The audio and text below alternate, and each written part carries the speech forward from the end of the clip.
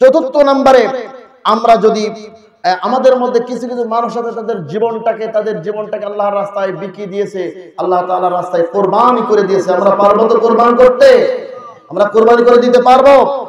Number 4, আল্লাহ পাক রব্বুল আলামিন বলেছেন যে মুমিন তার জান আর মাল আমার রাস্তায় কুরবানি করবে, আমি এর বিনিময়ে তার কাছে জান্নাত বিক্রি করে দিলাম অগ্রিম। সুবহানাল্লাহ বলেন। নাম্বার 4 কি? যদি আমাদের জান আর মাল, আচ্ছা জান আর মাল কি আপনার আর আমার? সরকারের? এটা কার? জান দিয়েছেন কে? মাল দিয়েছেন কে? আবার চাচ্ছেন কে? বিনিময় দিবেন কি? তো জান্নাত বাদে অন্য কিছু চাই আমরা? তাহলে নাম্বার 4, যদি জান আর মাল আমরা যদি দিতে পারি এবং মারতে পারি এবং মরতে পারি তাহলে জান্নাত পেয়ে যাবো। কারণ সুবহানাল্লাহ, সুবহানাল্লাহ।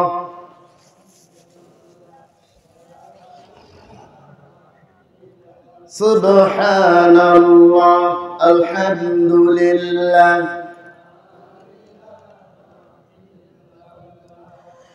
সুবহানাল্লাহ, আলহামদুলিল্লাহ,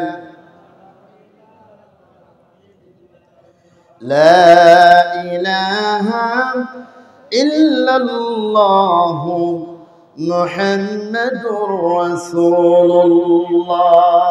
ভাই দোয়া হবে, সবাই বসবেন, দোয়া হবে। ভাই আমরা সকলেই কোরআন প্রেমিক মানুষ, ঠিক কিনা বলুন? রাত যত গভীর হয় আল্লাহ তত বান্দার নিকটে আসে, দোয়া হবে। এই যে আবার আহ্বান করতে যদি আজান আর কি বললেন? তেলাওয়াত। দোয়া হবে, আজান হবে, তেলাওয়াত হবে। তারপরে আমরা দেশ বরেণ্য আলেম যারা চলে গেছে কবরে তাদের জন্য দোয়া করব, মা বাপের জন্য দোয়া করব। আমরা এখান থেকে শেষ মোনাজাত করে যাব। রাজি আছেন তো আপনারা? রাজি আছেন তো? তাহলে আমি বলছিলাম আল্লাহ তাআলার সাহায্যের পথে যে বাধাগুলি, এই বাধার 1 নাম্বার পয়েন্ট কি বলছিলাম বলেন? এটা মুখস্থ করতে হবে। মনে নাই? ঐক্য। 1 নম্বরে কি কথা বলেন? 1 নম্বরে কি? ঐক্য থাকতে হবে। 2 নম্বরে তাওয়াক্কুল করতে হবে কার উপরে? প্রত্যেকটি বিষয়ে তাওয়াক্কুল করব, ভরসা করব কার উপরে? কথা বলেন কার উপরে? আল্লাহর উপরে তাওয়াক্কুল করব। যদি আল্লাহ তাআলার উপরে তাওয়াক্কুল করি তাহলে তিনি আমাদেরকে সাহায্য করবেন। কথা বলুন ঠিক কিনা?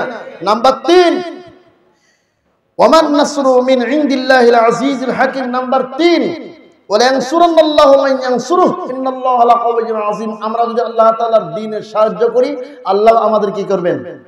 আল্লাহ তাআলার দ্বীন কায়েমে যদি আমরা সাহায্য করি, দ্বীনের পথে যদি চলি, আমাদের সাহস, আমাদের হিম্মত, আমাদের পায়ের শক্তি বাড়িয়ে দেবেন কে? কে বাড়িয়ে দিবেন? এরপরে চতুর্থ নম্বরে আমরা যদি আমাদের মধ্যে কিছু কিছু মানুষ আছে তাদের জীবনটাকে আল্লাহর রাস্তায় বিকিয়ে দিয়েছে, আল্লাহ তাআলার রাস্তায় কুরবানি করে দিয়েছে। আমরা পারবো তো কুরবান করতে? আমরা কুরবানি করে দিতে পারবো? নাম্বার 4, আল্লাহ পাক রব্বুল আলামিন বলেছেন যে মুমিন তার জান আর মাল আমার রাস্তায় কুরবানি করবে, আমি এর বিনিময়ে তার কাছে জান্নাত বিক্রি করে দিলাম অগ্রিম।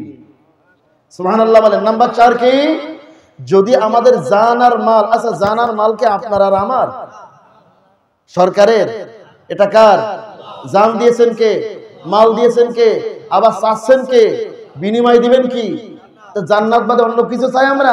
তাহলে নাম্বার 4, যদি জান আর মাল আমরা যদি দিতে পারি এবং মারতে পারি এবং মরতে পারি তাহলে জান্নাত পেয়ে যাবো। কারণ সুবহানাল্লাহ।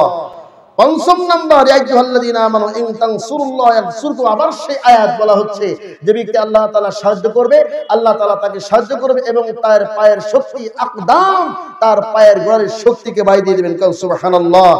আমাদের সংখ্যা যতই বেশি হোক না কেন, সংখ্যা গরিষ্ঠতার মাধ্যমে ইসলাম কায়েম হবে না। আমাদের হতে হবে মুমিন। কি হবে? কি হতে হবে? কথা বলেন।